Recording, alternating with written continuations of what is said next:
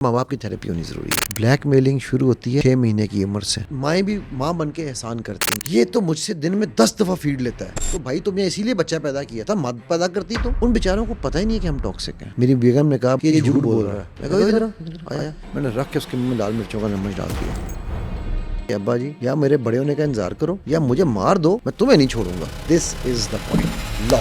एक बहुत ही religious family का केस था। जब कजन्स आ जाते हैं तो कहते हैं पर्दा उतार दो। शी सेड मैं विजुअल एडिक्शन में पड़ गई हूँ, vulgar content, give myself comfort. हम पेरेंट्स बन गए हैं ना, तो हम तो बच्चों की परवरिश जितना मर्जी करें। बच्चे मेरी मीरास है, मैं उनको मारूं कुटूं। हमने बाप को आज तक गले नहीं लगाया, गले लगाते हैं तो ईद की नमाज के बाद। अगर मेरा बच्चा मुझे आके सच बता दे, अब्बू यार आज जो है ना मैं चर्च पी के आया हूँ, ये मेरी ज्यादा रिस्पेक्ट। जिसको हम समझ रहे हैं ना रिस्पेक्ट, वो असल में डिसरिस्पेक्ट है। बच्चे को डराने के लिए भाऊ और बाप, ये दो ही चीजें इस्तेमाल होती हैं। हाइलाइट्स आपने देखी। आज के सुनो पॉडकास्ट में हमने बात की माइंड इंजीनियर अली से, जिन्होंने हमें बताया है कि लव रिलेशनशिप के टॉक्सिसिटी के बारे में तो सब बात करते हैं, लेकिन माँ बाप किस तरह से टॉक्सिक हो सकते हैं, उन्होंने इस बारे में आज हमें बताया। और जब वही बच्चे बड़े होते हैं तो वो बड़े होकर क्या बनते हैं, ये सब कुछ आप जान सकेंगे आज के पॉडकास्ट में। तो पॉडकास्ट को एंड तक जरूर देखिएगा। सबसे पहले मैं आपसे ये जानना चाहूंगी कि व्हाट एक्चुअली इज टॉक्सिसिटी। किसी भी रिलेशनशिप में अगर ये हो तो वो उसको कितना हार्मफुल कर सकती है। इसकी मैं डेफिनेशन नहीं देना चाहता, मैं चाहता हूँ कि हम देखते हैं गूगल क्या कहता है। ठीक है, तो ये कह रहा है poisonous dumping of poisonous waste. Oh, ठीक है, सो टॉक्सिक बड़ी सिंपल वर्ड्स में हर वो गंद जो मेरे दिमाग में है, जो मेरी सोच है, अगर वो सही है या नहीं है, ये तो मैं सोच रहा हूँ ना, हाँ जी, वो जब मैं आपके माइंड में डालूंगा, ठीक है, आपकी ज़िंदगी में डालूंगा, तो I am being toxic with you. Toxic relationships होते हैं, आमतौर पे हम यही सुनते हैं, लेकिन मैं बताऊँ टॉक्सिक पेरेंट्स भी होते हैं। पेरेंट्स कैसे टॉक्सिक हो सकते हैं? हम तो अक्सर ये सुनते हैं कि पेरेंट्स इस दुनिया में सबसे ज़्यादा आपसे मोहब्बत करते हैं। Very good. कभी आपके साथ बचपन में ऐसा हुआ है कि इसका नाक मोटा है, इसकी माथा छोटा है, इसके बाल गोल हैं, इसका सर गोल नहीं है, कभी ऐसा हुआ है? आई थिंक देसी फैमिलीज में हर जगह ऐसे होता है, हर सुनने जगह को ऐसा मिलता होता है। है। So that's where the toxicity starts. Oh, ठीक है, जब दादियाँ, नानियाँ, चाचियाँ, मामियाँ, माएँ ये जब ये काम करती हैं ना, तो वो वहाँ से जो सबसे बड़ा काम कर टॉक्सिसिटी की जो हाइट है मेरे नज़दीक, वो है killing and I would say murdering self image of a person. जब आपने पैदाइश से ही उसको लेबल कर दिया कंपैरिजन का, तो उसका अपना इमेज अपने बारे में क्या है, मेरा नाक ऐसा है, मेरी कान ऐसा है, मेरी आंखें यूं हैं, ठीक है, तो वो अपने आप को अपने हुस्न से नहीं देख रहा या देख रही, वो आपकी नज़र से देख रही। अब आप अगर उसकी माँ है और आप उसको ये कह रही हैं कि तेरे नाक का यूं होना, विच इज़ नाउजुबिल्ला मिन ज़ालिक। अच्छा, मैं यहाँ पे एक सवाल आपसे पूछना चाहता हूँ, जो मैं अक्सर ऑडियंस से पूछता हूँ। Yes yes please. मुझे आज तक नहीं मिला कहीं पर भी लफ्ज़, मैं बड़ा नालायक किस्म का स्टूडेंट हूँगा, कहीं अशरफुल मखलूक़ात हमें कहा गया है, ये कहीं सुना है आपने? हम इंसानों अक्सर को सुनते हैं कि इंसान अशरफुल मखलूकात है। कहाँ लिखा हुआ है ये? मुझे तो नहीं मिला, ना कुरान में मिला, ना हदीस में मिला, मैंने बड़ा ढूंढा ये। हम अशरफुल मखलूक़ात नहीं हैं। हम हमारे बारे में जो अल्लाह कुरान में कह रहे हैं ना, यस, वो कह रहे हैं लक़द ख़लक़नल इंसान फ़ी अहसनी तक़वीम, कि हमने इंसान को बेस्ट तक, मेरी बेस्ट क्रिएशन है। हम कह रहे हैं नहीं नहीं नहीं नहीं नहीं, हम बेस्ट नहीं हैं, हम बेटर हैं। हम अपने आप को डिग्रेड कर रहे हैं कि यार, खुद ही डिग्रेड कर हम रहे हैं खुद ही अपने आप डिग्रेड को। कर रहे हैं कि हम ये छोटे मोटे कीड़े मकोड़ों में से हम शायद बेहतर मकोड़े हैं।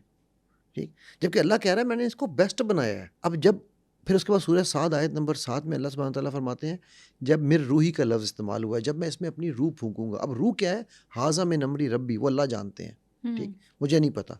तो हम क्या करते हैं, अब चूंकि हमने तो अपने आप को बेस्ट से नीचे डिग्रेड किया है ना, यस, अब मेरा नज़रिया जो मेरी आँखों को आपके चेहरे में या इनके चेहरे में या उनके चेहरे में नज़र आ, जिस तरह नज़र आना चाहिए, मैं उस तरह से अपने बच्चे को भी देखूंगा। ठीक है, कि भाई नाक पतला होना, नाक मोटा होना, माथा छोटा होना, आंखें बड़ी होना, किसी का आंखें छोटी होना, हर एक के लिए एक डिफरेंट क्राइटेरिया सेट हुआ हुआ है, हाँ हाँ करेक्ट? बिल्कुल। सो जब मैं उस क्राइटेरिया पे अपने बच्चे के साथ उसकी पैदाइश वाले दिन से, बजाय इसके कि यार अल्लाह ने मुझे इतनी बड़ी नेमत दी है, I should love and enjoy that moment. तो माँ बाप तो बच्चे से सबसे ज्यादा प्यार करते हैं। वो कहते हैं कि मेरा बच्चा सबसे खूबसूरत है, कहते नहीं है तुम तो मेरे शहजादे हो, हाँ, कहते हैं ना, दुनिया के सबसे खूबसूरत बच्चे या बच्ची हो तुम। वो तो वो कैसे अपने बच्चे को इस तरह से कह सकते हैं वो कि तुम्हारी नाक टेढ़ी है, तुम्हारी आंखें ऐसी हैं, तुम्हारा कद छोटा है? वो इसके ऊपर ना मुझे वो एक रंगीला एक एक्टर मरहूम था, उसकी एक फिल्म का एक डायलॉग याद आ गया। वो कहता है, वो कहता है तेरी माँ तेनू हमेशा ही कहती है, पंजाबी में थोड़ा सा मैं बोल रहा हूँ, या कि तू सब तो सोने शक्ल तो देख अपनी, ठीक है। नाउ अनफॉर्चुनेटली जब जब जो माएँ वाकई ही, या जो पेरेंट्स, अच्छा ये शुरू होता है नानियों दादियों से बाय द वे, ठीक है। माएँ उसी फिर उसका विक्टिम बनती हैं, जो अपने बच्चे को ये यकीन दिला दें कि तुम वाकई ही खूबसूरत हो, और वो यकीन उनके अंदर पहले होना चाहिए। हाँ, सेल्फ कॉन्फिडेंस होना चाहिए। माँ को पता होना चाहिए कि वाकई मेरा बच्चा प्यारा है। वो जब कह रही होती ना, तो मेरा शहजादा दुनिया का सबसे प्यारा है, ले बेटा थोड़ा सा तेरी नाक को यूं खींच लूँ, तो माँ झूठ बोल रही है, 100% झूठ बोल रही है, उसको प्यार लगे नहीं रहा, ठीक है। ये देखा, और ये वो जुमले जो मेरे जुमले नहीं है, ये आम जुमले आपको रोज सुनने को मिलते होंगे। मेरी बेटी देखो कितनी प्यारी है, बेटी थोड़ी सी तेरी मैं जो है ना यहाँ से प्लकिंग करवा दूँ। भाई अगर वो प्यारी है तो प्लकिंग क्यों करवानी है तुमने, राइट। अब इसकी वजह से क्या हो रहा है कि बच्चियां किसकी ज़िंदगी जी रही हैं, ये बच्चे किसकी ज़िंदगी जी रहे हैं? माँ बाप के बताए हुए जिंदगी, माँ बाप के बताए हुए। और फिर वहीं से वो सेकंड क्या आता है, इंस्टाग्राम, ट्विटर, फेसबुक, और थर्ड आते हैं लोग, ठीक है। क्राइटेरियाज डिफरेंट सेट हो गए हैं, करेक्ट। सो टॉक्सिक पेरेंट्स, जब मैं हमने बात आपने की था कि पेरेंट्स कैसे टॉक्सिक हो सकते हैं, वो तो सबसे ज़्यादा प्यार करते हैं, उन बेचारों को पता ही नहीं है कि हम टॉक्सिक हैं। प्रॉब्लम ये है, वो अपने बच्चे का नात, अब आप सोचो, एक छोटी सी मैं आपसे यहाँ बात पूछता हूँ। लोग कहते हैं, आमतौर पर बड़ा आम जुमला सुनने को मिलता है, जी मर्द बड़ा ऐसा है, मर्द को ये होना चाहिए, मर्द को वो होना चाहिए, मर्द को औरत की इज्जत आनी चाहिए। हाँ, मर्द की तरबियत कौन करता है? एक औरत। ठीक हो गया। और जब वो मर्द गलत करता है कोई भी काम, छोटे बच्चे से लेके बात कर रहा हूँ मैं, भी बड़े मर्द तक नहीं पहुंचा हूँ, हाँ, छोटा भी बच्चा भी मर्द ही है ना, मर्द ही है हमारी सोसाइटी में। ठीक हो गया। हाँ। तो उस मर्द को क्या कहा जाता है? लड़के हैं ऐसे ही करते हैं, मर्द ऐसे ही करते हैं, मर्द बन। अगर वो रोने लग जाए, तू कुड़ी है, तू औरतों की तरह रो रहा है, राइट। अब ये वो चीज़ें हैं जो हमारी यानी ये वो गलतुल आम चीज़ें हैं जिनका हम समझते हैं कि ये गलत नहीं है, करेक्ट। अब जब उस औरत ने उस मर्द की तरबियत ऐसे कर ली, फिर उस औरत ने उस मर्द को ये भी कहा कि बेटा मर्द जवानी में गलत काम भी कर लेता है, कोई बात नहीं, हो गया। अब उसकी शादी होगी किसी के साथ, अब जिसके साथ शादी हुई उसने पकड़ा इसने गलत काम किया था, तो अब जो उस लड़की की माँ है ना, वो उसे कह रही होगी बेटा मर्द हैं ऐसे कर आते हैं, तू बर्दाश्त कर ले। अब ये सब टॉक्सिसिटी है। देखो टॉक्सिसिटी का मतलब सिर्फ गंद वो नहीं है, फिजिकल गंद डालना नहीं है, इमोशनल गंद is more toxic than the physical गंद। ट्रू ट्रू ट्रू, ठीक है। बिल्कुल। तो ये वो टॉक्सिक सिचुएशंस हैं। अच्छा, इसमें फिर टॉक्सिसिटी जब बढ़ती है, फिर टग ऑफ वॉर शुरू होती है दो औरतों के दरमियान, माँ और बीवी, ठीक हो गई। अब वो अगर माँ की तरफ जाए तो माँ के पल्लू से नहीं हटता, बीवी को साथ बैठा के प्यार से नवाला खिला दे, जोरू का गुलाम, रन मुरीद है, रन मुरीद है, ठीक है ना। अब वो कहते हैं ना, वो पंजाबी अगेन मुझे बार बार आती है, मैं ना मंजी किथे डावा केड़ी माँ नू मासी आखा, मतलब ठीक है मैं जाऊँ कहाँ। अब उस सिनेरियो में ये अगेन वो माँ भी टॉक्सिक हो रही है कि वो अपना हक नहीं छोड़ना चाह रही, वो बीवी भी टॉक्सिक हो रही है, ठीक है।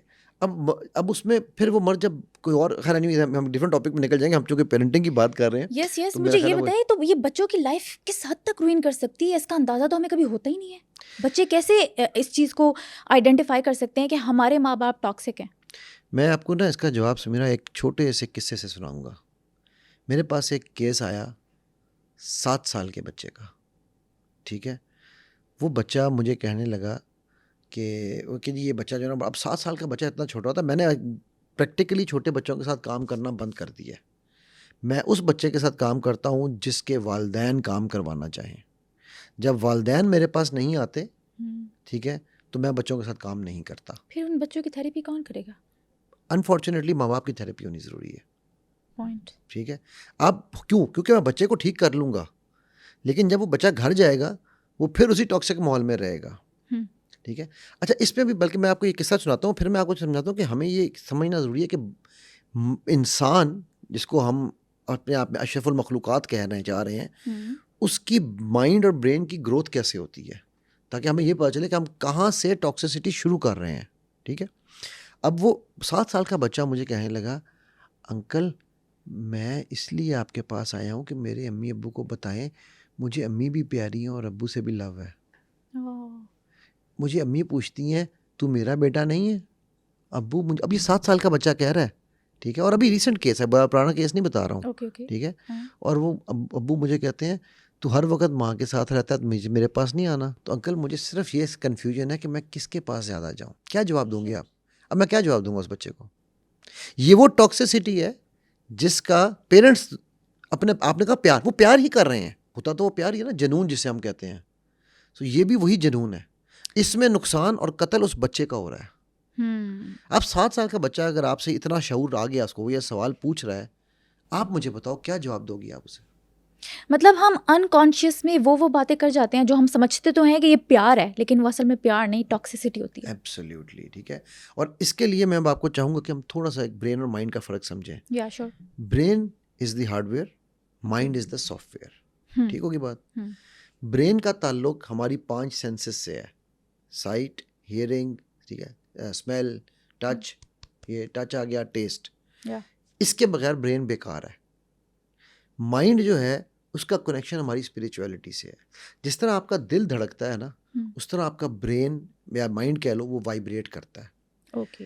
अगर किसी इंसान का, इस वक्त मैं और आप बैठे हैं और जो लोग हमें सुन रहे होंगे ना जी, इनका ब्रेन बिटवीन 19 to 21 वाइब्रेट कर रहा है, वाइब्रेशंस पर साइकिल, ठीक है। इसको हम कहते हैं बीटा वाइब्रेशंस। अगर किसी का ब्रेन 70, 80, 60, 90 पे चला जाए तो उसे हम कहते हैं इसको मुर्गी का दौरा पड़ गया है। और अगर आपको याद हो तो बड़े बूढ़े मुर्गी के दौरे में क्या करते थे कि जूती सुंघाई जाती हाँ, थी। चप्पल सुंघाते थे। क्यों? It is to divert the attention of the brain, उसका और कोई ताल्लुक नहीं है, ताकि ब्रेन की वाइब्रेशन स्लो हो जाए। मैं एज अ हिप्नोटिस्ट जब मेरे पास लोग आते हैं इस तरह के केसेस में तो मैं उनकी ब्रेन्स को डाइवर्ट करता हूँ। अच्छा, अब ये तो हो गया हमारा हायर वाइब्रेशन। अब हम आते हैं लोअर वाइब्रेशन पे। ब्रेन की वाइब्रेशन को रिलेट करती है आपकी एज के साथ। एज अ हिप्नोटिस्ट मैंने अगर आपको हिप्नोटाइज करना है तो मुझे आपकी ब्रेन की वाइब्रेशन को बिटवीन 4 to 7 लेकर आना है।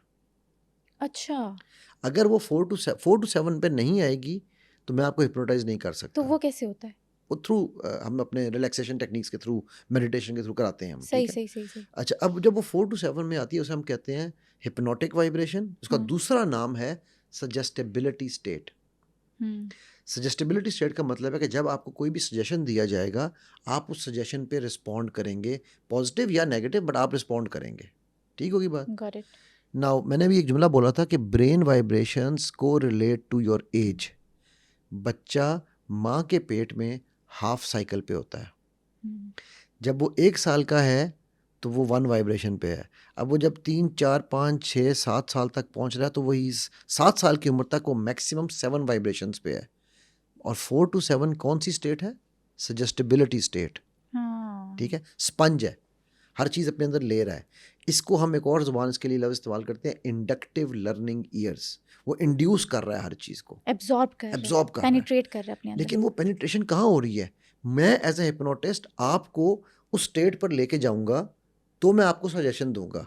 अब बच्चा बाय बर्थ उस स्टेज पे है और आप उसको सजेशंस क्या दे रहे हैं? सबसे पहले सजेशन आप ये दे रहे हैं टॉक्सिसिटी की, ठीक है, कि माँ और बाप में फ़र्क करो, माँ प्यारी है या बाप प्यारा है। फिर आप उसको ये दे रहे हैं कि तेरा नाक, चेहरा, मुंह, ये चीज़ें प्यारी हैं। अब आप उसके लाशऊर में वो सब गंद, वो सारी पॉइजन जो आपके दिमाग की पॉइजन है आप इंस्टॉल कर रहे हैं, ठीक है। वो अब सोच रहा है कि यार ये मेरे साथ क्या हो रहा है, लेकिन उसको पता नहीं कि क्या हो रहा है। तो उसकी जितनी भी सोच है वो एब्जॉर्प्शन पे लग रही है। अच्छा, अब जब 7 से वो ऊपर आता है, 8, 9, 10 इज स्टेट जिसे हम अल्फा स्टेट कहते हैं। अल्फा की स्टेट में बच्चे का फर्स्ट टाइम स्पिरिचुअल वर्ल्ड से, माइंड से कनेक्शन फिजिकल वर्ल्ड के साथ मिलना शुरू होता है। ओके। अच्छा, अब मैं 6th सेंस पढ़ाता हूँ, उसका भी इंस्ट्रक्टर हूँ, ठीक है। तो 6th सेंस में मैं आपको ट्रेन करता हूँ कि how to take your brain to 10 vibration at your will, ताकि आप स्पिरिचुअल वर्ल्ड में कनेक्ट हो सकें। थोड़ा सा दीन को भी देख लें इसमें, दीन क्या कहता है। Why not? दीन तो हर चीज में हमारे वो इम्पोर्टेंट है। अब हमें बच्चे को किस उम्र में नमाज पढ़ने का कहा जाना चाहिए? 7 साल। तो 7 से पहले क्यों नहीं कहा गया? Think about it. मैंने अभी आपको साइंस बताई है। 7 से पहले बच्चा हिप्नोटिक स्टेट में है, he is not able to differentiate, he is just going to gather information. ठीक, सख्ती के ऑर्डर का हुक्म किस एज में है? 10 साल। ओके, उसमें मैं एक लफ्ज़ पहले क्लियर कर दूं, हमारे यहाँ पर, मैं आलिम नहीं हूँ लेकिन हमारे अक्सर लोग दराबू का लफ्ज़ इस्तेमाल हुआ है, दराबू के लफ्ज़ को मिस इंटरप्रेट करते हैं। सख्ती के जब अल्फाज मैंने कहे ना, जी। वो दराबू, ये भी दराबू है और ये भी दराबू है, हमें यहाँ पर यही आता है। ठीक है, वो ये लफ्ज़ तो मेरे नबी सल्लल्लाहु अलैहि वसल्लम ने सिखाया है ना, तो नबी सल्लल्लाहु अलैहि वसल्लम ने कभी किसी को अगर ये भी किया हो तो मुझे बता दें, ये तो दूर की बात है। तो हम बीवियों और बच्चों के मामले में दराबू के एग्जाम्पल लेते हैं और उनको मारना शुरू कर देते हैं। ठीक है, मैं इसकी तरफ आता हूँ, लेकिन पहले थोड़ा सा मैं इसमें, अब 10 साल की उम्र में उस पर नमाज का सख्ती का कहा गया, क्यों? मैंने भी आपको क्या बताया, 6 सेंस यानी कि स्पिरिचुअल वर्ल्ड से कनेक्शन के लिए you need to bring down your brain to 10 vibration. जब बच्चा 10 की एज में पहुंचता है तो वो ऑटोमेटिकली स्पिरिचुअल वर्ल्ड से निकल के फिजिकल वर्ल्ड में आ रहा है। अब उसको कॉन्शियसनेस उसकी डेवलप हो रही है, so, उसको नमाज के बारे में अब थोड़ा सा आप साथ में लेकर जाएंगे, या मैं कहूँगा कि उसको, अव्वल तो ये है कि पहली बात, अगर आपने पहले 7 साल में उसको करके दिखा दिया है ना, तो कहने की ज़रूरत नहीं पड़ेगी। हम क्या करते हैं, बच्चा वो नहीं करता जो आप कहते हैं, बच्चा वो करता है जो आप उसको दिखाते हैं। ठीक होगी। 14 की एज पे पहुँचते पहुँचते हमारी साइंस कहती है it is an adult vibration of 21, और according to science and according to religion बच्चा 14 में बालिग हो जाता है। वो हमारे यहाँ पर तो कार्ड की बलूगत की डेट 18 है ना। हाँ जी। लेकिन जो साइंस बेस्ड बलूगत है, वो मेंटल बलूगत है, फिजिकल बलूगत है, वो 14 की एज है। ठीक है। अब 14 तक हमने, ऐसे इनको हम एनाबॉलिक साइकिल्स ऑफ लाइफ कहते हैं। So every 7 years humans change. So 0 to 7, 7 to 14, 14 to 21, 21 to 28, humans change. ठीक है, वर्ड फिजिकल भी चेंज है और मेंटल भी चेंज है। The reason why I explain this chart, अगर हो सके तो आप बेशक व्यूअर्स को स्क्रीन पे ये चार्ट दिखाइए। ठीक है, कि आप एज पेरेंट्स टॉक्सिसिटी का आगाज़ बच्चे के पहले 7 साल में करते हैं। वो किस तरह?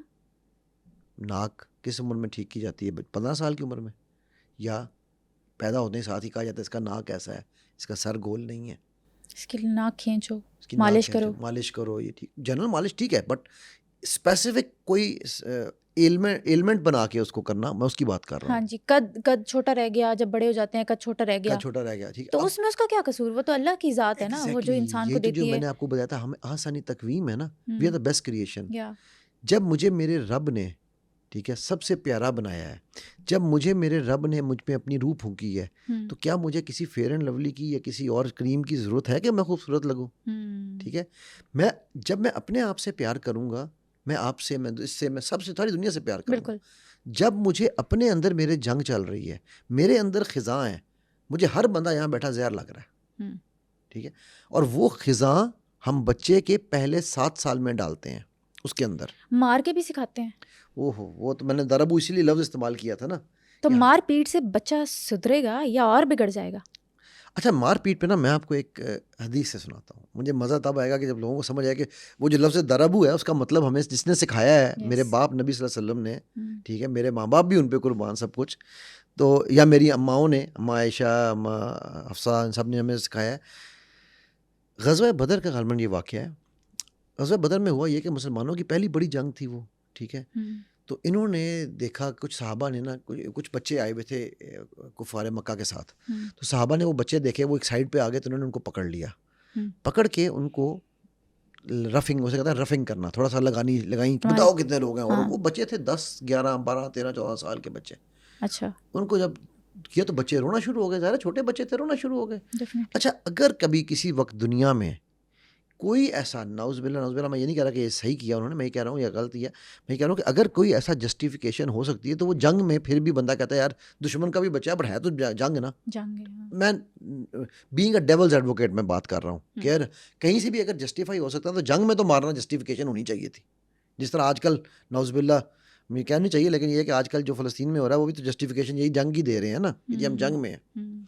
अच्छा, अब आप सल्लल्लाहु अलैहि वसल्लम जब खैमे में आवाज़ आई बच्चों की, आप निकल के फ़ौरन बाहर आए और आपने सबसे पहले उनको सख्ती से मना किया, ख़बरदार किसी ने बच्चों को कुछ नहीं कहना। आप सल्लल्लाहु अलैहि वसल्लम भी तो कह सकते थे ना मारो मारो इनसे, पूछो हाँ, क्यों नहीं बता रहे ये।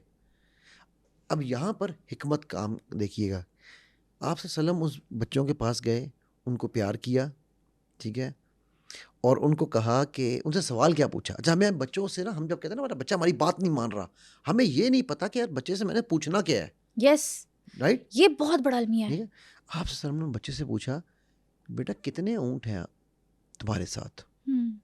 बच्चों ने जवाब दिया जी या 9 है या 10 है। हाँ। तो आप सल्लम ने कहा, अब दाओ, यह हिकमत थी। आप सल्लम ने फरमाया कि एक ऊँट 100 बंदों को सामान उठाता है, ठीक है, तो 9 या 10 ऊँटों का मतलब है या 900 लोग आए हैं या 1000 लोग आए हैं, ठीक है।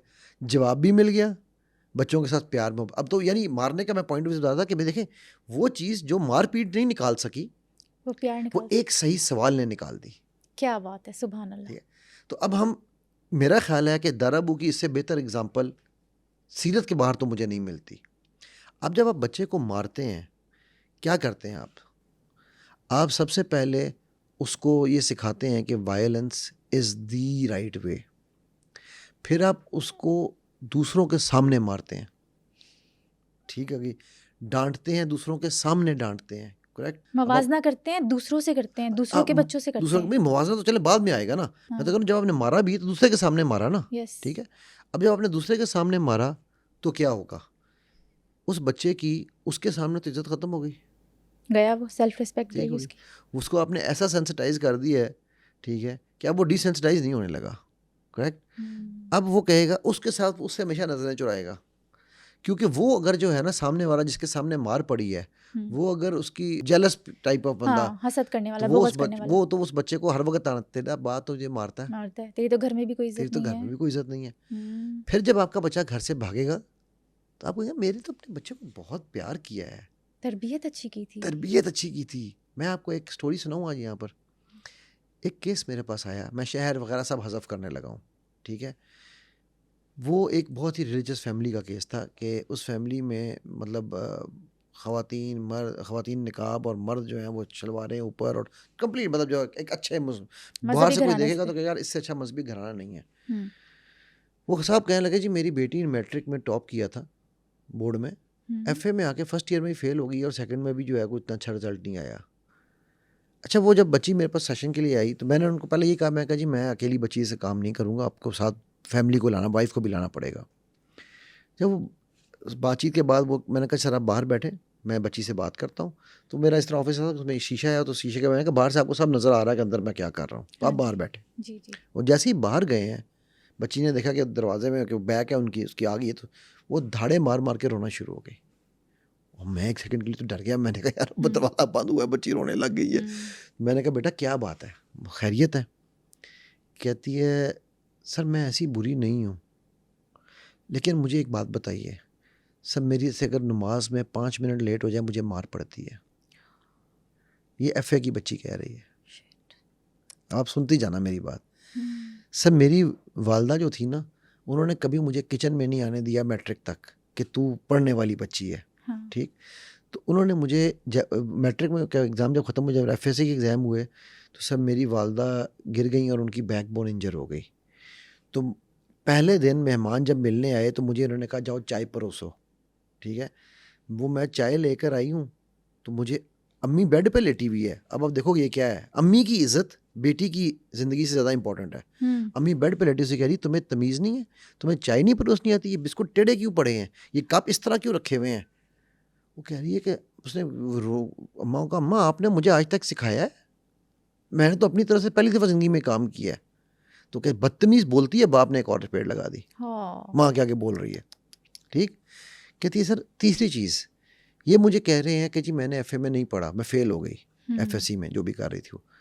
तो सर मेरे घर वाले सबसे बड़े हैं, मेरी माँ भी घर में ख़ानदान में सबसे बड़ी है, मेरा बाप भी। तो जब भी क्रिकेट के मैचेस लगते हैं ना तो सब हमारे घर बैठ के देखते हैं, ठीक। अच्छा, मेरे कमरे में इन्होंने एसी लगवा दिया कि बेटी के मैट्रिक में अच्छे नंबर आए हैं तो ये पढ़ने वाली बच्ची है, इसको हम एसी लगा के देते हैं। सर वो वर्ल्ड कप हो रहा था, सर मेरे कमरे में पूरा ख़ानदान था और मैं बाहर उनके लिए चाय बना रही थी, मैं पढ़ूँ तो पढ़ूँ कब। उसको हर मौके पे जलील किया जा रहा है, जज किया जा रहा है। जज किया जा रहा है और जलील किया जा रहा है। वो काम जब अपनी कैपेसिटी में जब दोनों काम कर ऐसे करती हैं, बहुत सारी बच्चियां करती हैं, बहुत सी जिसमें कोई माएँ ऐसा भी बंद- करती माएँ हैं, भी बहनें करती हैं, करती हैं, ठीक सब है, करती हैं घर के। उस काम करने से प्रॉब्लम नहीं है। बात यह है कि आपने उसको सिखाया कुछ नहीं। अब जब आपने और फिर आपने उसको कहा कि तुमने पढ़ने के लिए अलग माहौल देना है, तो सारा जो है मोहल्ला आपने ला के वहाँ बिठा लिया और आप उसको कह रहे हैं तू पढ़ नहीं रही, इधर साइड पे बैठ जा। अच्छा, वैसे वो बच्ची पर्दा करती है, जब कज़न्स आ जाते हैं तो कहते हैं पर्दा उतार दो, जबकि कज़न के लिए तो मौत का लफ्ज़ इस्तेमाल किया गया है, सॉरी देवर के लिए और साली के लिए और कज़न्स के लिए, नामहरम ठीक होते है, हैं। नामहरम है ना। बिल्कुल। तो वही मुझे कहती है, उसने मुझे जो सवाल पूछा, जी। कहती सर आप मुझे ये बताएं कि मैं इनकी कौन सी बात मानूं। वो बच्ची ये फैसला खुद नहीं कर पा रही कि मैं कौन सी बात मानूं अपने माँ बाप की। कि मैं पर्दा करती हूँ अपने कज़न के सामने तो मैं बुरी हूँ, मैं नहीं करती हूँ तो मैं बुरी हूँ, मैं चाय बना कर लाती हूँ तो मैं बुरी हूँ, मैं चाय नहीं बनाई तो मुझे, या मैंने अम्मी से पूछ लिया कि आपने मुझे सिखाई नहीं तो मुझे मार पड़ गई। And do you know where this child is, what she was into at that time. 15-16 साल की बच्ची थी।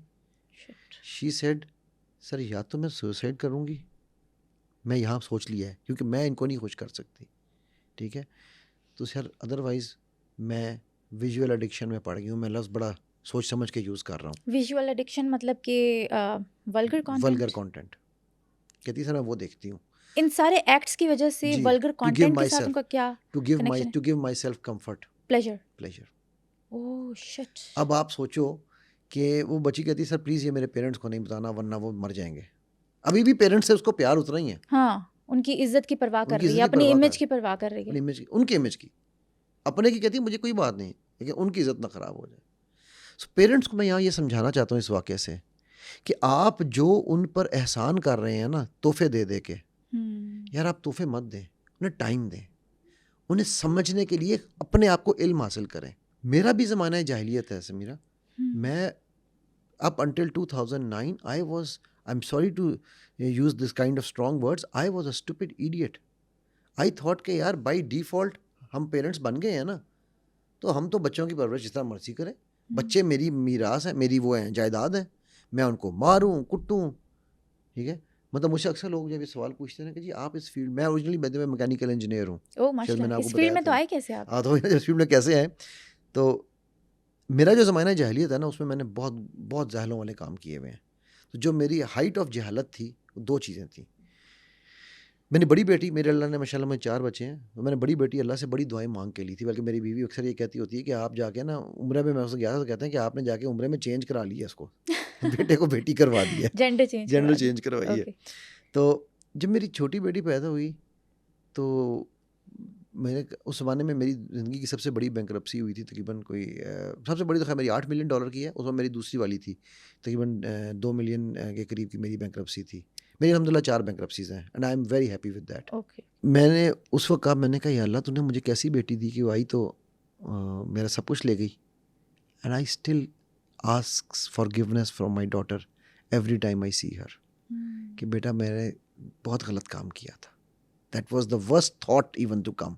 और ये थॉट थी, कोई एक्शन नहीं लिया था मैंने, बट ये चूँकि मेरा ज़माना जाहिलियत था, मुझे ये नहीं, और मेरे रब ने उधार नहीं रखा। इस थॉट के आने के एग्जैक्टली 15 दिन बाद मुझे अल्लाह ने प्लेट पे रख के दिया, ठीक है, मिलियंस दिए, क्या बात। ठीक। दूसरी जो मेरी ज़माना जाहिलियत की जो पीक थी ना, मेरी बेगम ने कहा, बड़ा बेटा मेरा जो है ना, उसने कहा अब तो माशाल्लाह वो 21-22 साल का, तो उस वक्त वो छोटा था, 8-9 साल का था, कि ये झूठ बोल रहा है। मैं कहा इधर आया, मैंने रख के उसके मुंह में लाल मिर्चों का नमक डाल दिया। Oh shit. I was stupid ना, I don't shy away by admitting my stupidities. हाँ, ये अच्छी बात है, ये सबसे पॉजिटिव बात है। अच्छा, मेरा सवाल आपसे ये है कि ये सब कुछ आप करते किस वजह से थे, कि आपका एक जनरेशन टू जनरेशन ट्रॉमा आपके अंदर आया था? इसमें क्योंकि हमें किसी ने पेरेंटिंग सिखाई नहीं, हाँ, ठीक है, ना मेरे माँ बाप ने पेरेंटिंग सिखाई, ना मैंने किसी सीखी, हमने सीखी किससे? दोस्तों से। मुझे किसी ने बलूगत नहीं सिखाई, मेरे बाप ने भी नहीं सिखाई, मैंने किससे सीखी? दोस्तों से। तो जितनी गलत काम मैंने बलूगत में किए, क्योंकि वो दोस्त करते थे तो मैं करता था, क्योंकि दोस्त भी उस टाइम इमेच्योर होते हैं, छोटी एज में होते हैं, आपके उस मैच्योरिटी लेवल पे नहीं होते कि जिस लेवल पे माँ बाप होते हैं, और ये रोल उनका बनता है। Exactly.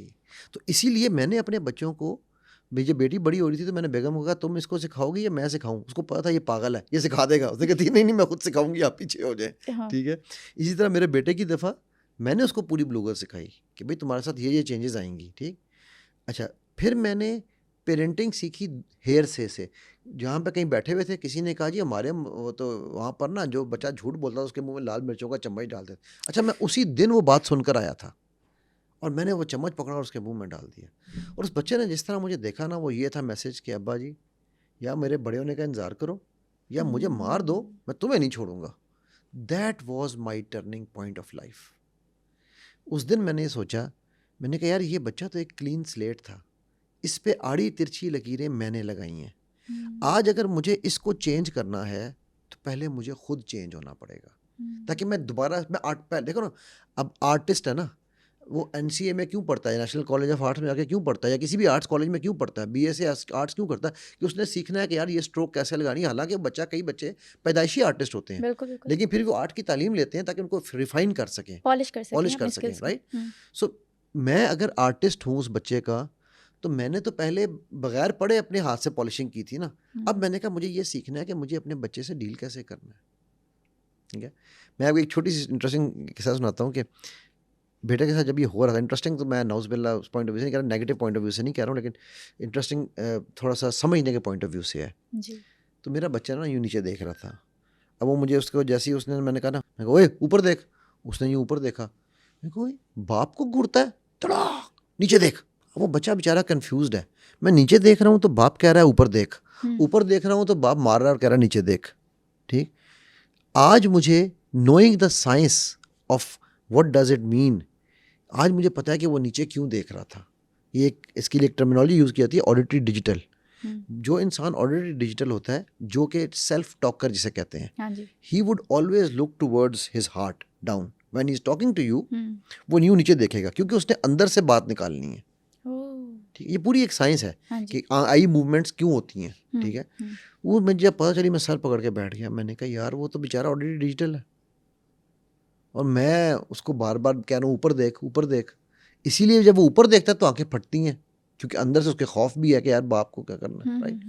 Now the reason why I tell my stories is so people can learn from my mistakes. Please I beg you and all the audience, यार अपने बच्चों को मार के सिखाना जो है ना, वो कोई हल नहीं है। आप ऐसे सोचो ना, आपको, अच्छा बाय द वे जो आपने एक सवाल मुझसे पूछा ना कि मेरे पे बहुत मार खाई है मैंने, हम ऐसे नहीं कहते नहीं खाई। ठीक है। ये तय किया था कि जी हमने कभी किसी पे हाथ नहीं उठाना, ये मैंने भी तय किया था। लेकिन होता पता है क्या है, इवेंचुअली जिससे आप गुजरे होते हैं, जो पहले 7 साल में हो चुका होता है, याद है हमने वो बात की थी कि first 7 years are inductive learning years, second 7 years are deductive learning years. कि जो आपने पहले 7 साल में सीखा है, 7 से 14 में आप उसको अब अप्लाई करेंगे। अगर आपने गुस्सा सीखा है ना, आप गुस्से का इम्प्लीमेंट करके लोगों पे करके देखेंगे। अगर तो आपके गुस्सा करने से या ज़िद करने से आपका ऑब्जेक्टिव मीट होता है, तो आपका माइंड करेगा this is the point, locked. Now if you want to get anything, कहना मेरा बच्चा बड़ा ज़िद्दी हो है, हाँ, आपने 7 साल उसके साथ ज़िद की है, गुस्सा किया उस पे, गुस्सा भी किया है, एंगर दिखाया, ज़िद की है, जिद की है। क्या नहीं देना तुम्हें, नहीं देना, ये नहीं लोगे तुम। और ऐसा भी होता है ना कि बच्चा जब ज़्यादा मांग रहा हो, मम्मा मुझे और दें और दें और दें, तो माँ बाप कहते हैं नहीं तुम मुझे तंग कर रहे हो, मैं तुम्हें नहीं दूंगा। खाने पे कैसी जिद, कंडीशंस, कंडीशंस तय अब करना। आप उसको ये बता रहे हैं कि बेटा लव इज ऑल्सो कंडीशनल। देखिए आप हर एक्ट अच्छा मुझे इसमें ना वो कहता तो कहते हैं अब हम फिर करें तो करें क्या, तो मैं कहता हूँ भाई इल्म हासिल करो। ठीक है यार, तुम दुनिया के इल्म को छोड़ दो, मेरे बाप मोहम्मद सल्लल्लाहु अलैहि वसल्लम की सीरत उठा के पढ़ लो। ठीक है। एक शेख हैं कुवैत के, बड़ी ज़बरदस्त उनकी एक सीरीज़ है, profit around the children, not the children around the profit. ठीक है। हाउ वाज, और उनकी PhD है इस पे। जबरदस्त। ठीक है। वो एक है, वो ऑनलाइन पढ़ी हुई है, फ्री कुरान एजुकेशन एक वेबसाइट है, उस पर पढ़ी हुई है वो। ठीक है। वो आप सुने, आप सर पकड़ के बैठ जाएंगे यार कि हम करते क्या रहे हैं और हमारे नबी सल्लल्लाहु अलैहि वसल्लम बच्चों से कैसे डील करते थे। ठीक है। अब आप देखें, अगर खुदा ना खास्ता किसी का, आई एम सॉरी, मुझे असल में मेरी प्रॉब्लम ये है, मैंने दीन को सीखा है माइंड साइंसेस को पढ़ के। ठीक है। तो मुझे जब मैं कोई भी चीज़ देखता हूँ तो मैं सोचता हूँ कि वो दीन में कहीं है या नहीं। हमारे यहाँ पर किसी के घर किसी आपके किसी अजीज़ करीबी अल्लाह ना करे बट के करीबी की किसी की डेथ होती है, तो अगर हम कहीं पर उसके बारे में ज़िक्र करें तो लोग और बताएं कि यार मेरे साथ भी उन्होंने ये अच्छाई की थी या मुझे यूँ मज़ा आया था, तो हमें अच्छा लगता है सुन अच्छा के लगता है। कि यार चलो यार मेरे जो थे बुज़ुर्ग या जो भी मेरा दोस्त था उसके बारे में लोग अच्छी बातें कर रहे हैं। हम आम तौर पे हम क्या करते हैं, हम उनके बारे में यार नॉर्मली बच्चे का अगर लेट से कुछ कोई मसला हुआ है तो हम बच्चे को कहेंगे उसके सामने बात ना करो, उसके सामने ज़िक्र ना करो, करेक्ट हम्म, ना। मेरे नबी सल्लल्लाहु अलैहि वसल्लम क्या करते थे, हज़रत अनस के छोटे भाई हैं उमैर, ठीक है, अबू उमैर उसका, तो उसका ना 2.5 साल के थे तो उनका तोता मर गया, तोता था या परिंदा था, जो भी परिंदा था वो मर जी गया, जी। ठीक है। तो हज़रत अल्लाह के नबी सल्लल्लाहु अलैहि वसल्लम जब उसको मिलने गए ना, उनको पहले आप सोचें 2.5 साल के बच्चे को मिलने गए कितनी उसके बड़ी बात है। तोते की मौत पे, सुभान अल्लाह, ठीक है। यानी इससे पता चलता है कि बच्चों के साथ रिलेशन बिल्डिंग कैसे करनी है, कितनी इंपॉर्टेंट है। ठीक है। हम और बच्चे मर गया ख़त्म, चलो नया ले आएंगे, यार उसकी एक एफिलिएशन है, एक एसोसिएशन है, उसका एक दिल है। आप यहाँ पर झूठे खुदाओं के साथ इतना कुछ कर रहे हैं तो वो तो एक बच्चा है, ठीक। फिर आप उसके पास जाते हैं, कहते हैं या अबा उमैर मा फ़अला नुगैर, तेरे नुगैर को क्या हुआ, तो बड़ा प्यारा था, ठीक है। सुभान अल्लाह, और वो बच्चा फिर उसकी स्टोरी सुनाता है, हाय, फिर आप जब उसको मिलते हैं यही सवाल पूछते हैं, सुभान अल्लाह, ठीक है। माशाल्लाह। अब आप सोचो कि ये बच्चों से रिलेशन बनाना कितना आसान है। मैं एक माजरत के साथ ख़वातीन से ख़ास तौर पे, बेटा आप भी बैठी हो, मैं एक जुमला बोलता होता हूँ कि बच्चा और औरत बड़े ही बेवकूफ़ है। लोग मुझे कहते हैं क्या मतलब, ये क्या बात की आपने। मैं कहता हूँ यार ये इतने मासूम बेवकूफ़ हैं कि आई लव यू पे मर जाते हैं। सिर्फ इनसे प्यार से बात कर लो, बच्चे से या औरत से, तो ये अपनी जान दे देंगे आप पे, ऐसा ही है ठीक है। मतलब मैं बेवकूफ़ उस सेंस में कह रहा हूँ, नेगेटिव कि सेंस में नहीं कह मासूम रहा, होते हैं, मासूम, इनोसेंट होते हाँ हैं। चलिए मासूम का लफ्ज़ इस्तेमाल कर हाँ। लेते हैं, ठीक है। तो कि वो एक लफ्ज़ के ऊपर वो अपनी जान दे देंगे आप पे, ठीक है। और हम बच्चों को खौफ दे रहे हैं, हम बच्चों को अब ये देखो, ये टॉक्सिसिटी इतना बड़ा टॉपिक है कि मैं अभी तक, हम मेरा ख्याल है आपको असली सवालों तक पहुंच भी नहीं सक पहुंच रहे भी, हैं। मेरे ख्याल से अभी तक मैंने सिर्फ 2 ही सवाल किए हाँ होंगे एग्जैक्टली। और आपने इतना वास्ट तरीके से, इतना ब्रॉडर लेवल पे बता दिया। मुझे लगता है अगर हम 1 साल भी इस पे बात करेंगे ये टॉपिक खत्म नहीं होगा। एक एक एक्शन जो है ना आपका वो रजिस्टर हो रहा है।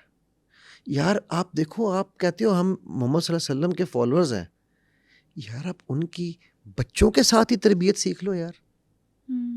कैसे फॉलोअर हो, फॉलो तो करो। फॉलो तो करो ना, ठीक है। देखो तो सही, इतनी कोशिश तो करो। अच्छा मेरा भी ज़माना जाहिलियत है, मैंने एडमिट किया है, एडमिट किया और ये अच्छी बात ठीक है है। हम सब गलतियां कि उस करते पे हैं, काम करना चाहिए। काम करना चाहिए। वो अभी हम पहले जब बात हो रहे थे, आपके कुलीग यहाँ बैठी थी, उन्होंने कहा ना जी कि वो हमारा तालीमी निज़ाम का मसला है। मैंने कहा मसला ये है कि हम तालीम देते हैं, हम इल्म नहीं लेते। हम डिग्री लेते हैं नौकरी के लिए, अगर हम इल्म ले लें, नॉलेज के साथ गेन करें, ठीक है, तो हमें डिग्री नौकरी तो फिर भी मिल ही जानी है, बिल्कुल। ठीक है।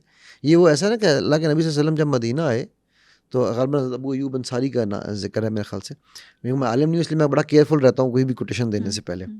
तो आप उनके घर गए तो उनके घर में रोशनदान था, तो आप वसल्लम ने उनसे पूछा कि ये रोशनदान किस लिए है, तो उन्होंने कहा ताकि हवा आ जाए। तो आप वसल्लम ने फरमाया कि हवा तो आनी ही आनी थी, अगर तुम ये नियत करते कि अजान की आवाज़ आए तो सवाब डबल था। क्या बात है, ठीक है।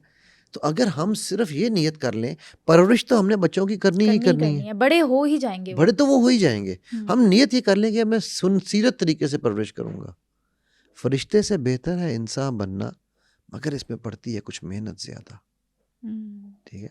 हम फरिश्ता बनने के चक्कर में इंसान को भूल जाते हैं कि आसान तकवीम फरिश्ता नहीं है, आसान तकवीम इंसान, मैं और आप हैं, ठीक है। जब हम बेस्ट क्रिएशन है अल्लाह की, तो डेफिनेटली हमें कुछ अल्लाह ने स्पेशल क्वालिटी दी होगी तो हम बेस्ट है ना, बिल्कुल। राइट। सो हम, मेरी ये रिक्वेस्ट होती है कि जी प्री मैरिज आप पहले अपना साथी चुनने के लिए भी, ठीक है, आप उसके ऊपर भी पूरी रिसर्च करें कि सीरत क्या कहती है।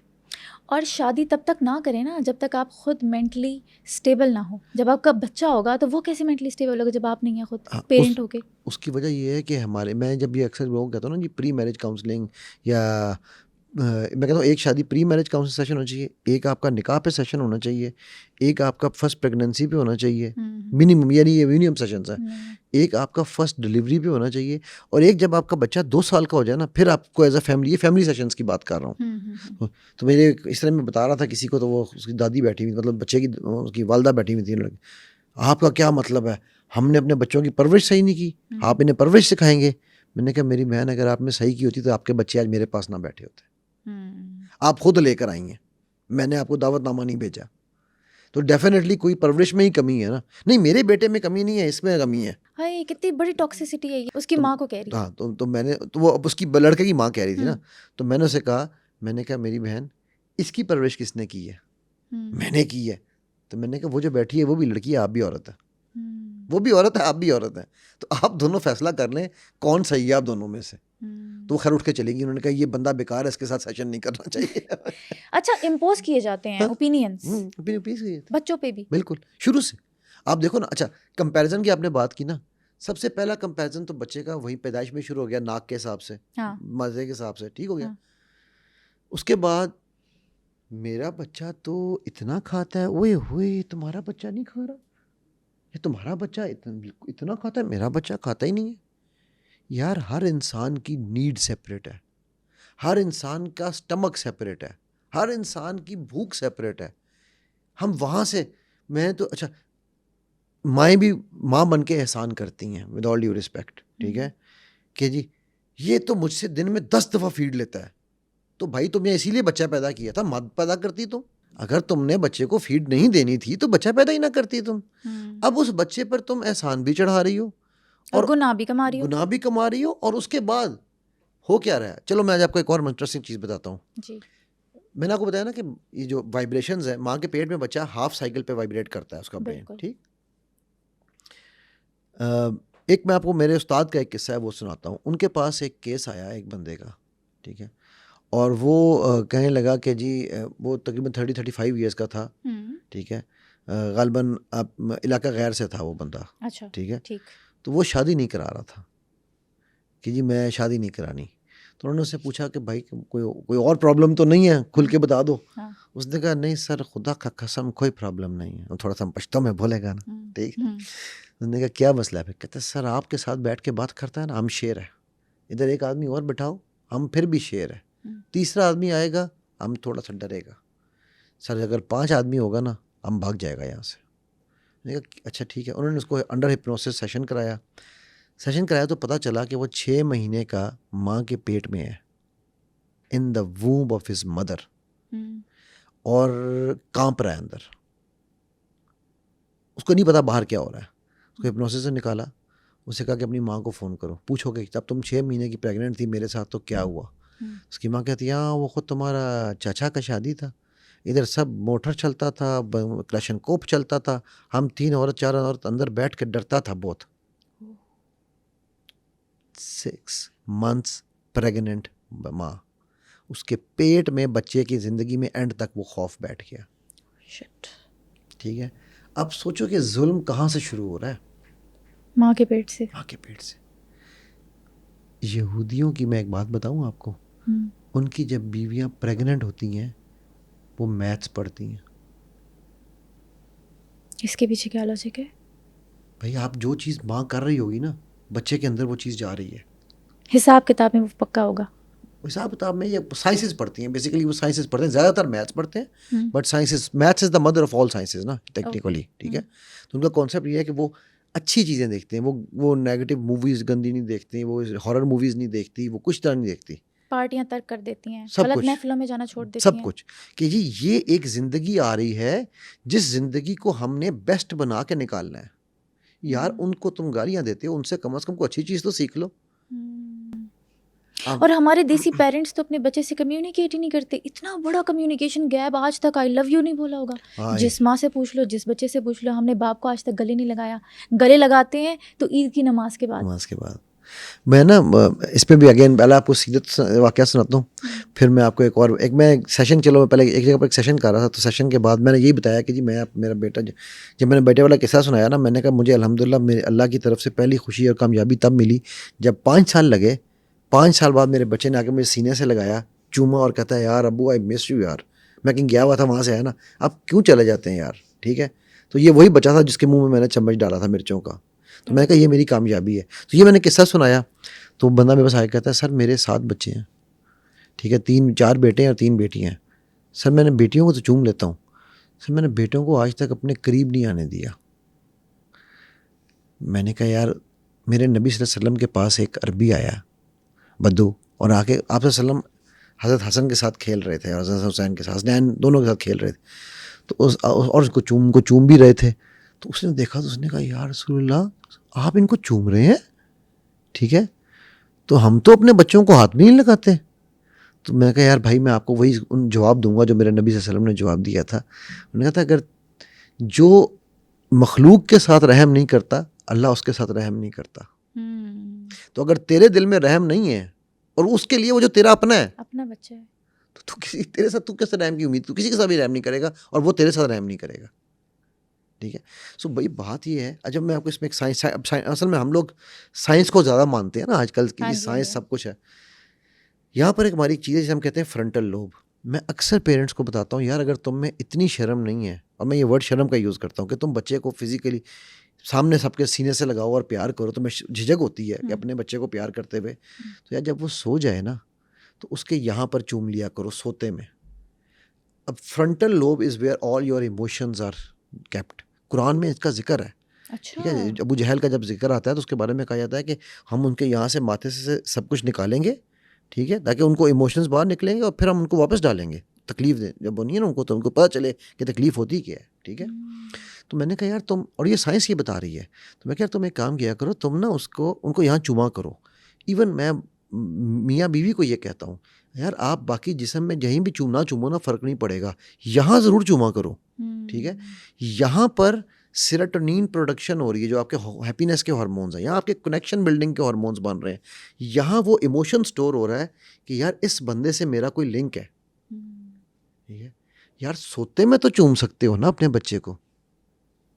हमारे माँ बाप क्या करते हैं कि ब्रांडेड कपड़े तो पहना देंगे, अच्छी खुराक भी खिला देंगे, अच्छे ब्रांड का अच्छा खाना अच्छे रेस्टोरेंट पे ले जाते हैं, लेकिन इमोशनल नीड्स पूरी नहीं करते, क्योंकि उनको पता ही नहीं ना, उनकी अपनी नहीं हुई। असल में उन प्यारों का कसूर नहीं है, हाँ, उन्होंने यही देखा है कि मेरा बाप मेरे करीब नहीं आया था, ठीक है। तो वो इसको समझते हैं कि रिस्पेक्ट है, आंखें झुका के बात ओह करो, थैंक कम यू आवाज में वेरी बात मच करो। बेटा, आपने जो लफ्ज़ यूज़ किया ना, मैं उस वक्त से सोच रहा था ये लफ्ज़ यूज़ करूँ या ना करूँ, लेकिन thank you for bring this word respect. अगर मेरा बच्चा मुझे आके सच बता दे कि अब्बू यार आज जो है ना मैं चर्च पी के आया हूँ, गॉड फॉरबिड, अल्लाह ना करे, मैं जनरल बात कर रहा हूँ, हाँ जी, मेरा ख्याल है ये मेरी ज़्यादा रिस्पेक्ट है, बिल्कुल, कि वो आपसे छुपा नहीं रहा, आपको आके बता बता रहा रहा है ताकि मैं उसकी हेल्प कर सकूँ, है।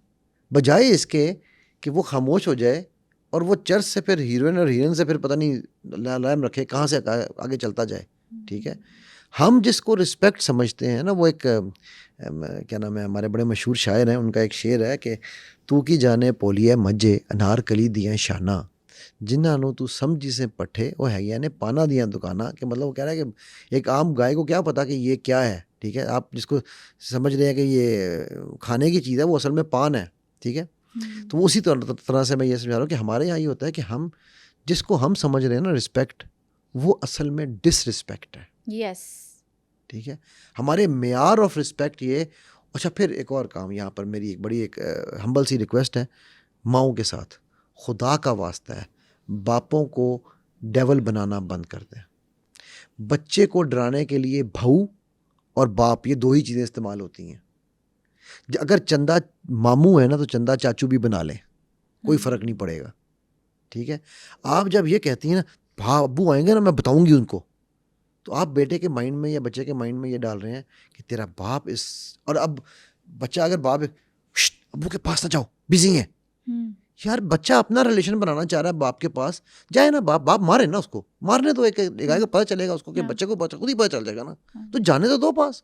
अब्बू मारेंगे, क्यों मारेंगे यार, अब्बू पागल है, ठीक है, अब्बू का दिमाग ख़राब है, अब्बू मारेंगे। अब आप वो क्यों बना रही हो, क्योंकि आपको एक डिटरेंट चाहिए, आपको कोई ना कोई बच्चे को डराने के लिए आला चाहिए, ठीक है। अभी देखो हमने अभी तक टॉक्सिक पेरेंट्स की ऊपर डिटेल में नहीं गए हैं, लेकिन ये सारी जो चीज़ें हैं, ये सारे एक्शंस जो हो रहे हैं, they all are adding up to a toxic environment. अब वो माँ जो बच्चे को पहले ये सिखा रही थी कि बाप से दूर हो, अब जब बच्चे की शादी हो रही है ना उसके, हाँ जी, तो उसने कहना बीवी से दूर हो, बीवी मेरे कंट्रोल में होनी चाहिए, ये मेरी बात नहीं सुन रही। करेक्ट। मैं एक यहाँ पर एक आपको किस्सा सुनाता हूँ। एक मल्टीनेशनल कंपनी है, दुनिया की टॉप 5 में आती है, तो उन्होंने मुझे एक दफ़ा हायर किया फॉर वुमेन एम्पावरमेंट ट्रेनिंग। वो मुझे खातून जो थी वो अल्लाह ताला ने उनको काफ़ी माशाल्लाह सेहतमंद बनाया हुआ था, तो अच्छी वो यानी इस कुर्सी पे नहीं वो आ सकती थी, थोड़ी बल्कि थी, थोड़ी सी healthy थी। बल्कि थी। तो वो थी भी फ़लस्तीन से, अच्छा। जो उनकी HR हेड थी पूरे उसकी। हम्म, तो वो बड़े मज़े से ना बैठ के मुझे कहती हैं, brother I enjoyed your talk. मैंने कहा चलो थैंक यू वेरी मच।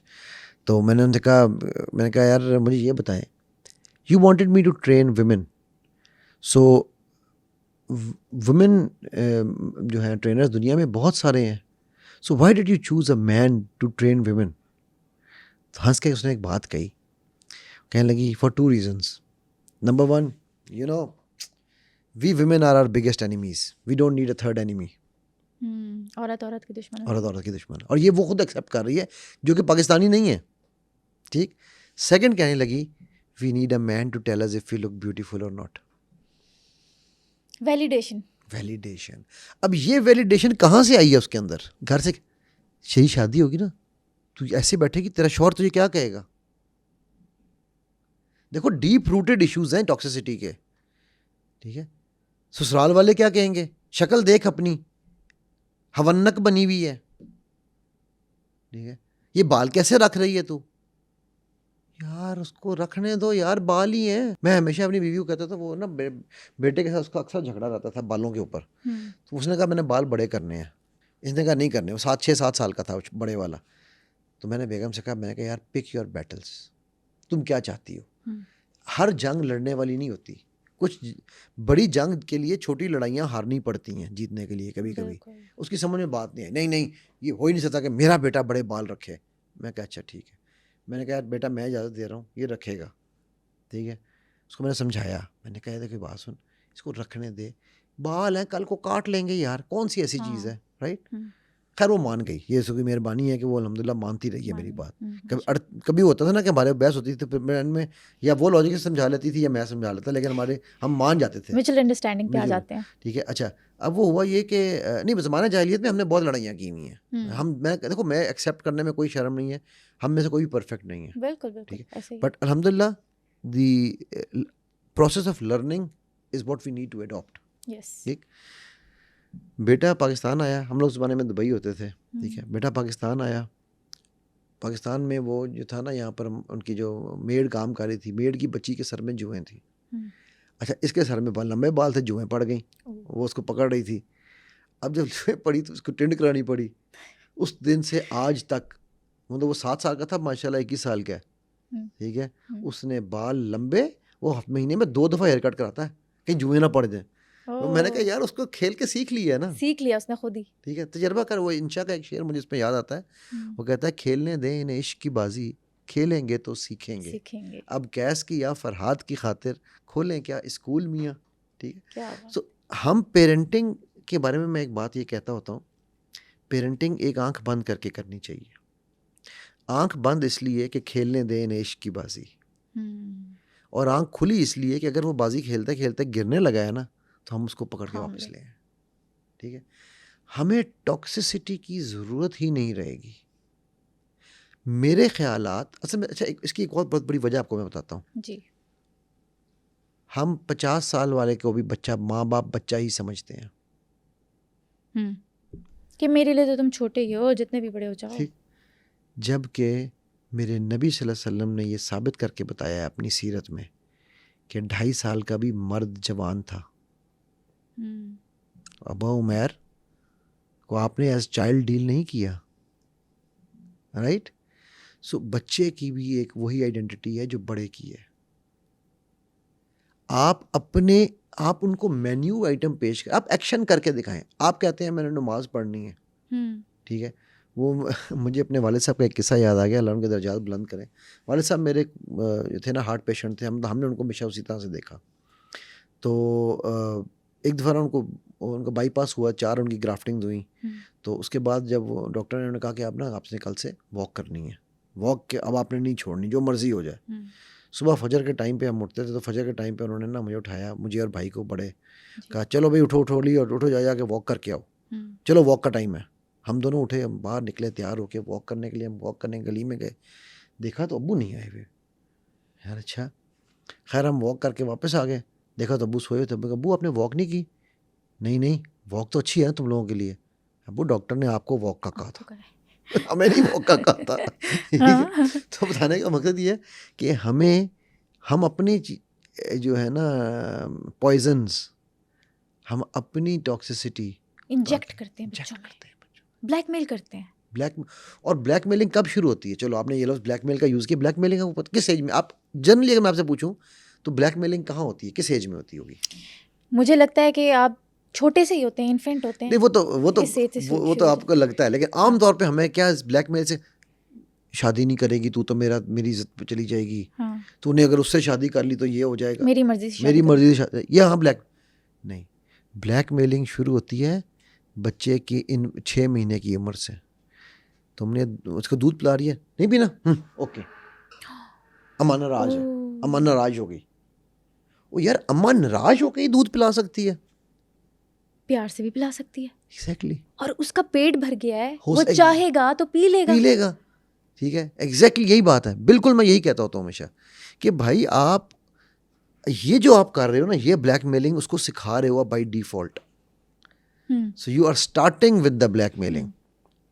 ठीक है, now when you start with that blackmailing, वो बड़ा होके क्या करेगा? ब्लैकमेलर ही बनेगा, उसने तो और कुछ नहीं करना, राइट? और फिर आप उसको शादी तक भी ब्लैकमेल करते हो, फिर वो एंड में अपनी बीवी अपने बच्चों को ब्लैकमेल करता है, ठीक, या करती है। ठीक है, सो ये बिल्कुल सही आपने पॉइंट उठाया, childhood blackmailing. So toxic parents, by the way, ये जो आप कर रही हो ना, इसमें मुझे लगता है कि आपके ऊपर काफ़ी सारा अताब आने वाला है। मेरे ख्याल से शायद हमने 1 घंटा बात कर ली होगी, लेकिन ये टॉपिक, जितने क्वेश्चंस, ये देखे मैं जो भर के सवालों के लाई थी, इसमें से सिर्फ 2 ही सवाल मैंने आपसे पूछे। अभी तो देख लो, और अभी टॉक्सिसिटी हमने खोली नहीं टॉपिक है ये, तो मेरे ख्याल से हम इसको सेकंड एपिसोड पे छोड़ देते हैं। ठीक है, टू बी कंटिन्यूड। बहुत मज़ा आया आपसे बात करके, आपने बेहतरीन अंदाज में, बेहतरीन तरीके से इस टॉपिक को समझाया, टॉक्सिसिटी क्या होती है और पेरेंट्स की टॉक्सिसिटी क्या होती है, क्योंकि हमारे माशरे में लोगों को रियलाइज़ ही नहीं होता कि हमारे पेरेंट्स भी टॉक्सिक हो सकते हैं। So thank you so much. आज हमने बहुत यूजफुल एंड इंसाइटफुल डिस्कशन की, और इसी टॉपिक पे हम अपना नेक्स्ट पार्ट भी लाएंगे, तो वो पार्ट देखना ना भूलिएगा।